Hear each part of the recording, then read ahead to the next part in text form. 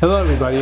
Today we're going to be talking about shyness, why your child is shy, where it comes from, and what you can do to support them to walk through that. When a child is born, they are balls of energy. They have so many different expressions that they can use to communicate who they are and what they want, right? So many different faces and so many different characters. So at what point does the child take on that character of shyness and associate and stick with that for the remainder of their lives?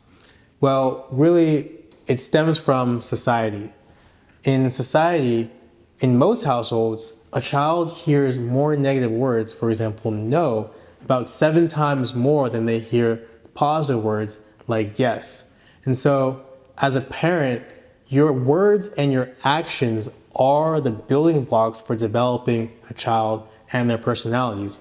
And so it's no wonder if they're hearing 7 times more negative words than they are positive words, why they would turn into a person, i.e. a shy person, that isn't able to fully express themselves because they've been taught not to. When I was growing up, my mom always used to tell people around me that I was quiet as a church mouse. I remember vividly where I was at home one day and she came in and she was telling me about how she was telling all the people at church that she expected me to, when she walked in, be sitting in the exact seat I was sitting in, playing the exact video games I was sitting in. And it's no wonder that she expected that, because she had been programming with me, telling me that I'm a quiet person, I should talk low, I should just stay in the back and not get into trouble. And so because of that, I just naturally adopted that personality of being quiet, of being shy, and not speaking out. School also doesn't give a child the proper room to expand and support and express themselves.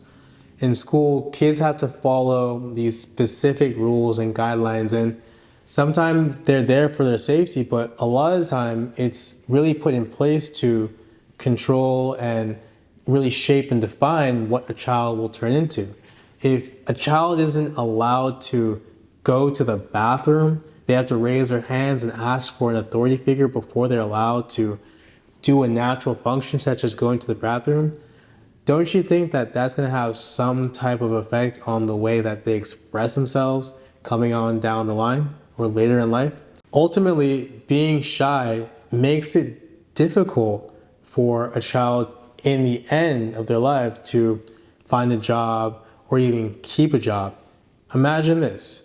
You're looking for a job and you can't articulate or you can't express your personality. All the interview is being able to share with the person that you're interviewing with why you're the best fit for the job. And normally they will want a person that can communicate their thoughts, feelings, and ideas. And as a shy person, if it's hard for you to connect with new people, you can see why that would be a problem. Secondly, if they do have experiences that they've been through despite being shy, can you imagine how difficult it would be for a student to be able to communicate those stories in an eloquent way or expressive way to be able to show the interviewer that they are worthy of this position?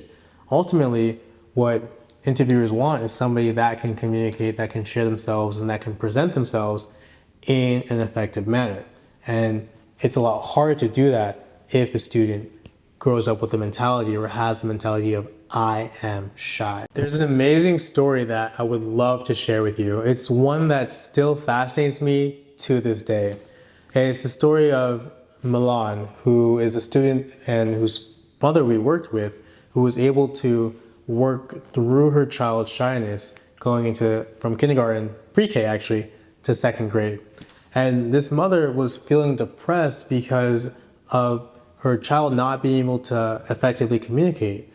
It got to the point where the school put the child into therapy when he was in pre-K, put the child into therapy, and also had him work with a speech pathologist in order to figure out what would support him to be able to talk more and express himself. Besides the speech pathologist and the therapist, this mother was so desperate that she decided to come and seek us out as an extra resource to be able to support her kid outside of those environments and be able to work with her kid one-to-one at home. So our team came in and showed her different tools, methodologies, and resources that she could be able to use in addition to what they were doing with the therapist. The really cool thing that happened is that after 2 months of using the tools that we recommended, the therapist came to her and asked her, are you doing anything different at home? And if so, what are you doing? Because Milan has started to have incredible results. And frankly, I don't think we need to work with him as closely anymore because of whatever it is that you guys are doing. That was an incredible story to hear. But it doesn't stop there. Once Milan got into first grade, still using the same resources, same methodologies and tools that we had shown his mom, he was able to skip from first grade into second grade after 3 months because of the results that the school was seeing within him. That story really touches me because that's not the only one. There are so many families that we work with who have similar cases like that, and it's really cool to be able to, day after day, show them, support them, and work with them to find ways that will increase the effectiveness of their kids. Every time I see or hear a story like that, I just continue to feel excited with what we're doing because it really is incredible to see a child and a family just rapidly transform and actually start getting the results that they want in life and becoming the person that they want to and need to be. So if you feel excited as we do about working with your kids, about working with students and being able to provide them with an effective education, resources, and tools to become the best possible version of themselves, our team would be happy, would love to have some time set aside with you to talk about what could be possible for yourself and your family. Click on the link below where you'll find a link to our calendar, book a time to speak with us, and one of our team members would be glad to reach out to you, see what we have to offer, and see if it even aligns with what you're looking for and if we can help. It's been a pleasure speaking with you as always, and looking forward to talking again on the next one. This is Jude with Limitless Education Group.